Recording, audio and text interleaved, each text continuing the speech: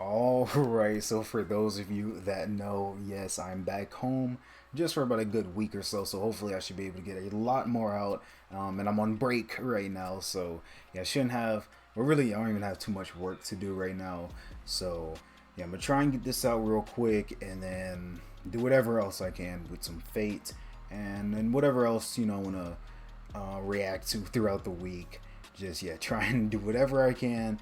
And yeah, this also means yeah, the audio is probably gonna be weird again.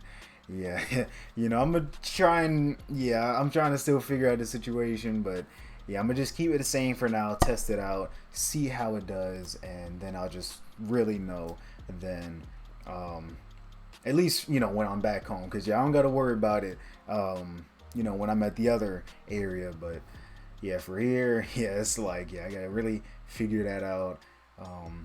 Whether or not, yeah, this is the second thing I wanted to look at, Merlin. So yeah, he really got me interested, because yeah, he just definitely seems like something else, right? What was it? There was something to do with like with his power or something. Like yeah, he wasn't using all of it outside of some certain space. Yeah, I'd have to look at it again. Yeah, that was the Sire video that I was looking at there. But yeah, he definitely just seems very interesting. So yeah, just let's look at his tale, his story, his origin, where he comes from, and why he seems kind of evil or something like that, right? Um, See, at first had to do my boy Hassan, and then now here we go with Merlin. I might do someone else, but yeah, for now, yeah, these were just the two that I wanted to look at. But other than that, hey man, hope you guys will enjoy this. Make sure you like, subscribe, and yeah, let's just get this reaction started.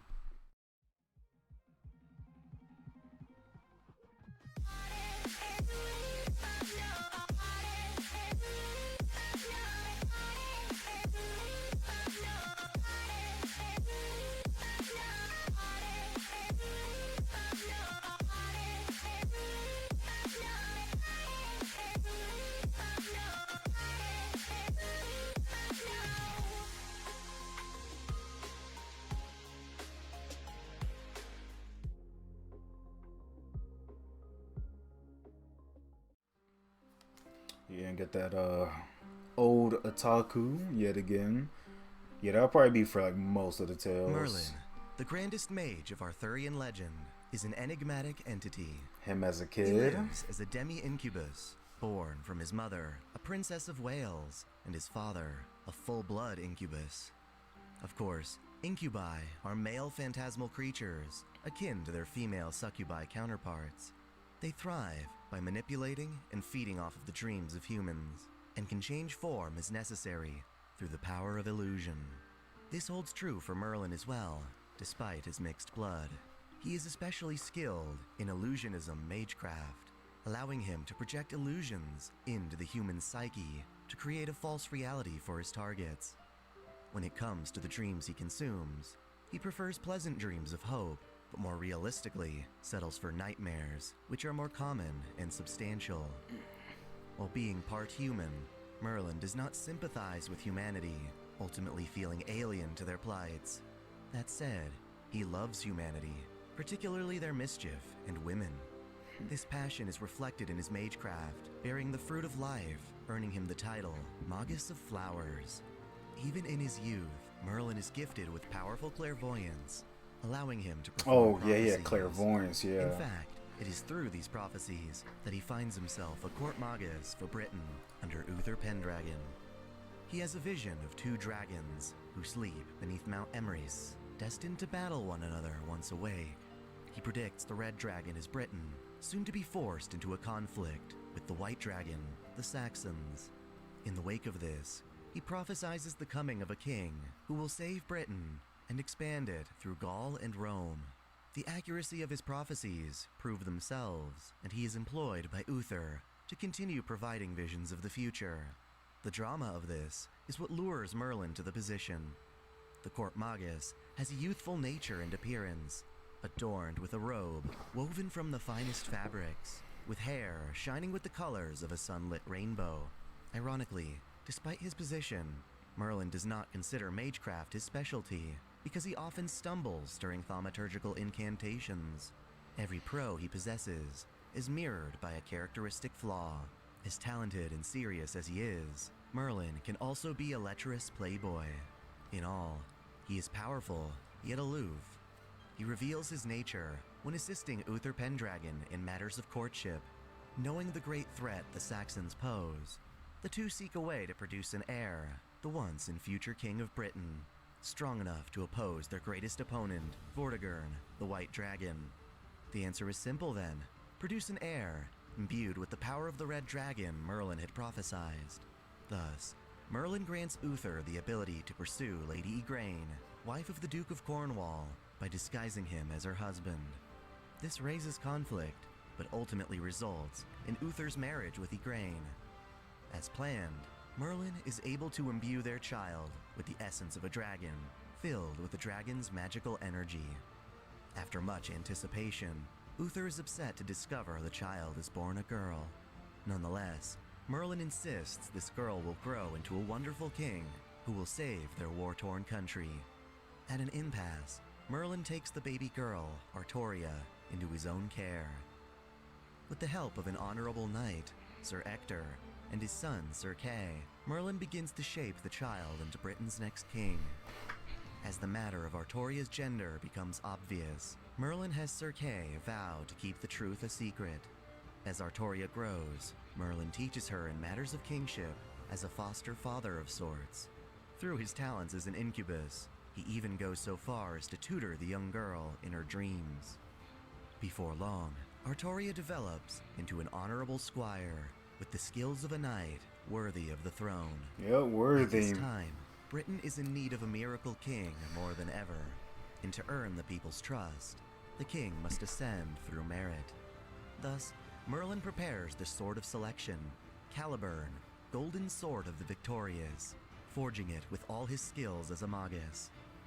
On the day to select Britain's new king, contenders for the throne are introduced to the sword, wedged deep within a slab of stone. Yeah, On the blade's obviously, hilt is an yeah. inscription: "Whoso pulleth out this sword of this stone is rightwise king of all England." They try and fail to draw the sword, deciding to forego the test in favor of jousting to decide the kingship. In their absence, Artoria approaches Caliburn, sensing all of her training has led up to this moment. As she reaches for the sword, Merlin offers another prophecy, a warning that if she pulls the sword, she will surely become an inhuman king, resented by her people, and will die a miserable death.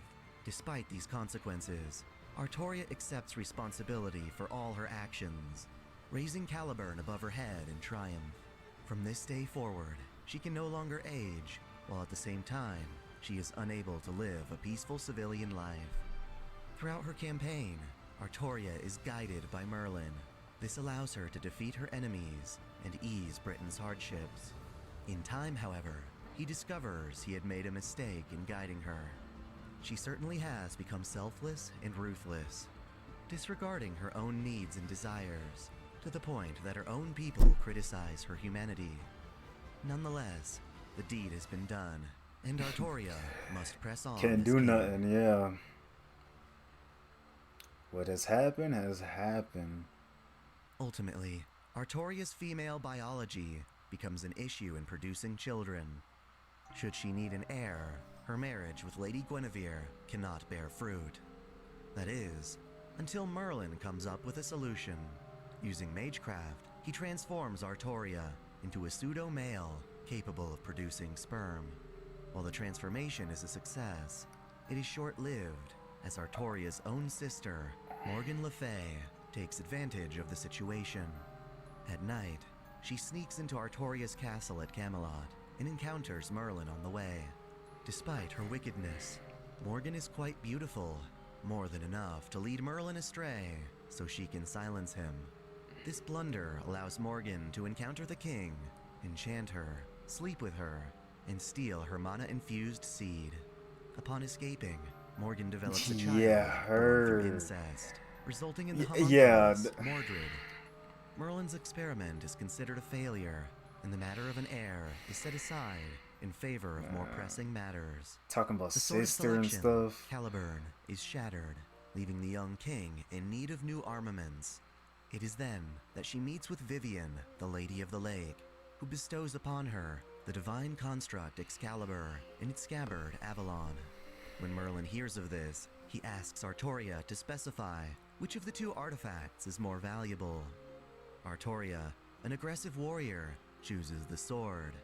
Merlin chides her, explaining the value of Avalon, which will keep her safe. Regardless, he allows the king to follow her own path, even though he knows through clairvoyance that the journey will end in failure, with Lancelot's affair and Mordred's rebellion. However, Merlin keeps this knowledge to himself. Their last conversation is just prior to Artoria's expedition to Rome. While Artoria gives Merlin a warm smile, he knows her smiles are never for herself, but for others. She humbly thanks Merlin for being an excellent mentor. She questions whether or not her feelings for him are love. After Artoria departs, Merlin remarks on the irony of their conversation. Neither Merlin, an incubus, nor Artoria, a selfless king, know anything about true love. Regardless, as the one responsible for her being this way, he wishes that she find happiness, that she is able to rest her furious kingship and enjoy her own being. He cannot force this happiness upon her, however. Rather than interfering with the lives of individuals, Merlin instead observes the hands of fate. Upon departing Camelot, Merlin comes across a beast-class creature, Oh yeah, the beast, yeah. Palug. In its infancy, he manages to tame the beast as his familiar. He also encounters Vivian, Fairy of the Lake, and trains her in thaumaturgy as they court one another. However, his promiscuity eventually spurns her ire. Thus, Vivian uses her acquired skills in magecraft against him, attempting to murder him for angering her. In an attempt to flee the Fairy of the Lake, Merlin takes refuge in the reverse side of the world, where phantasmal beings from the Age of Gods migrated. Among the gods and other divine beings born from human worship, there is also the concept of Avalon, the king's promised utopian paradise. It exists as a separate world, referred to as the Land of the Eternal Spring. It is a land based on human history, but cut off from the decay and destruction of the planet. Merlin visits Avalon and finds a place of spring sunshine and summer fragrance, with autumn air and winter stars at night. Here, flowers bloom in all colors, across sloping plains, with a distant forest between the land and cascading sky above. It is devoid of human life, instead graced by fairies. As such, Avalon is filled with dense mana, prompting Merlin to consider weaponizing the paradise. Regardless, Merlin believes himself to be free from Vivian's reach, and carelessly comes upon a stone gate with the inscription, "Only the innocent may pass."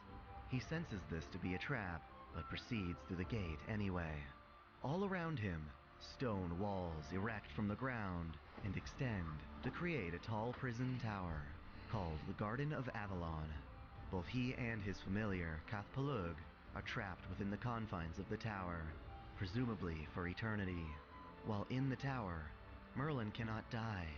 Instead, he is left to observe humanity until the end of the universe. Oh, observe, okay. Reflecting upon his raising of King Arthur, Merlin decides to release Palug, hoping he will seek out something beautiful. Palug makes his way to the Chaldea Security Organization and is allowed to roam the premises as a pet, with no one on staff aware of the tremendous mana flowing through the adorable beast they call Foe. From his tower prison, Merlin envisions humanity's end at the hands of Solomon's demon gods.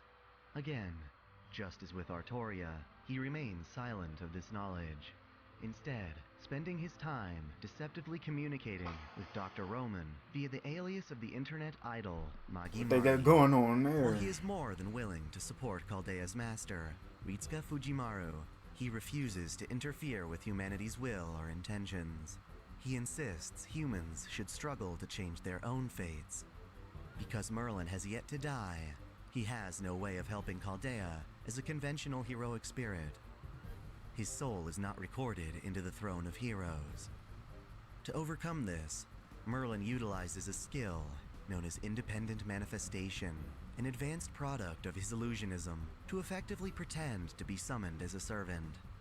Because this skill is unique to the beast class, Merlin is able to manifest as a servant in the Babylonia Singularity via the beast Tiamat by keeping her asleep. In battle, Merlin is proficient in swordplay, even teaching Artoria as one of her instructors. He can possess Excalibur to an extent, preferring it over combat magecraft. He insists smacking opponents with a holy sword is much easier than trying not to bite his tongue during a long incantation. Regardless, he lets loose his full magecraft through his noble phantasm, Garden of Avalon, the forever sealed utopia, allowing him to spread warmth, sunlight, and abundant flowers in even the darkest of locations. It is the manifestation of hope, blessing those who fight at his side. Unfortunately, Tiamat awakens as a result of defeating Gorgon, in turn destroying Merlin's manifestation. Knowing Chaldea needs him in the fight against Tiamat, Merlin takes advantage of the Human Order incineration protocol to escape his tower prison in Avalon and assist in Babylonia. He arrives just in time to counteract Tiamat's Sea of Life, which is polluting the underworld, replacing it with a field of brilliant flowers. Ultimately, as someone who feels isolated from the human race, Merlin wishes to leave the future in the hands of humans, in this case Ritska. By assisting the Master, Merlin merely wishes to clear a path for Ritska's destiny and gaze at the beauty to unfold from Chaldea's struggle. She definitely has quite the role here, right? In most of these stories, especially, well, like literally, yeah, just with Hassan. That's how I can, well, obviously I can remember because one of the main humans you would hear, besides, yeah, Mosh, right? But yeah, this actually, yeah, not actually. I like how I looked at this because, yeah, while it's still fresh in my memory, like I said, it's better to look at it now. I know I'm a little late, but yeah, better look at it now where it's still fresh. So first, I want to talk about, yeah, the observing, right? Yeah, I definitely remember that. That's what I was saying. Like, yeah, why it may seem like he was looking kind of evil. I think in Saya's analysis of it, right, the Memorial movie I'm talking about, he it was just the way how Merlin was looking. You know, he just looked kind of evil. So that's just why it's in my head. But I'm pretty sure, right? Yeah, that's what is meant. Like, yeah, he was observing from this tower, and now I can see, like, you know, how he got there. You know, so yeah, this is definitely helpful, and then also, yeah, giving you a story of, you know, what was it, Artoria's origin in some way, you know, and then who was it, Mordred. Yeah, that whole thing, I'm like, whoa, what? Like, temporarily being able to have male features. I'm just like, okay, hold up, pause. I know, you know, she's kind of represented as a king and like a male, and you know, you're not trying to look at her as a female, but like, that's literally, it's taking it literal, right? And then once I started hearing sister and taking advantage, I'm like, okay, that's, you know, there we go. Right? I know exactly what's about to happen here. um but yeah, I definitely love this. And it all just, yeah, connects, it all comes together. um and then Foe, yeah, was it Foe, right? Yeah, I do remember that definitely. um Him being able to tame, and then yeah, you just go from there.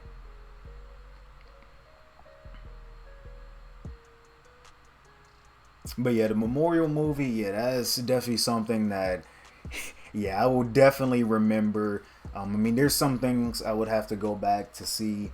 Um, and yeah, even if it's like the analysis too, but yeah, just the Memorial movie in general, because really, yeah, Saya with that analysis, yeah, really opened me up. Like, wow, there's a lot of things going on here that I just didn't even realize. And the only thing that I could sort of make out was the whole thing with Artoria. Um, and then what was it? Yeah, it was kind of like, yeah, a whole bunch of hands reaching out to her, and it was looking kind of like depressing, I think. Yeah, during that scene, that part right there, yeah, I could sort of make that out. Um, but yeah, there was just a lot of things. But um, yeah, I'm not gonna get on myself for that though, right? Because yeah, there was literally half of the characters I even know there. Like Hassan, I definitely wouldn't know what was going on there. And now looking at the lore, kind of know what's going on there. Um, then the assassin and all that, yeah, him literally demolished, like literally, not even a word can describe how badly he just takes these people out. Um, yeah, so you had that, and then the whole thing with Merlin. Yeah, that's definitely gonna. Yeah, that was definitely gonna be something I could remember. Um, and then other than that, that's probably it. Yeah, and I think I probably missed. Yeah, the part with Iskandar too. During that, when I think he was, yeah, he passed away, and then everybody's getting, yeah, they found out, and they was in his room or something. It was something like that thing going on with that. So I don't know if I missed that or just didn't understand what was going on there. Um, but yeah, you got that. But yeah, going back to Merlin, I like this. Definitely teaching Artoria and knowing, once she does this and that, there's no going back. And yeah, just finding out too late, what's going to happen. Or at least the consequences and all that. It's like, yeah, it's too late now, you already trained her and you already did this and that, so just gotta go along with it. And I guess I wouldn't say respect him, but more like just don't tell her what's going to happen. Just let her, yeah, experience it for herself. So yeah, that could be a good or bad thing, but yeah, let her and well, pretty much anybody else experience things on their own, just not knowing the future, or just not giving them a warning or anything like that. But yeah, it's always something with humanity, right? Yeah, whether you're watching over humanity, whether you like human or what was it, love humanity or something like that. Hate them, is whatever. It's something to do with humanity. Um, I think there was one more thing, and yeah, I'll just end this off. I just can't think of it. Um,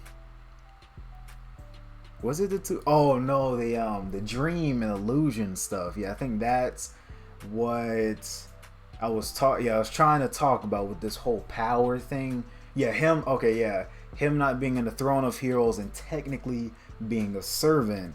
You know, yeah, that's what I'm pretty sure I heard from Saya being like, he's not even really using his full power. He's technically a servant, but that's not even really what he can do, right? That's just the illusion, yeah. So only so much power illusion will have. While the real Merlin is somewhere else, yeah.